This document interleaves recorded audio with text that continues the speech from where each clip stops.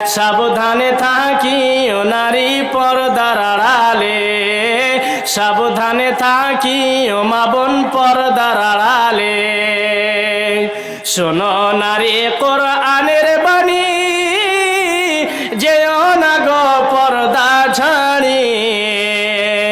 শোনো নারী কোরআনের বাণী, যেও না গো পর্দা খুলি।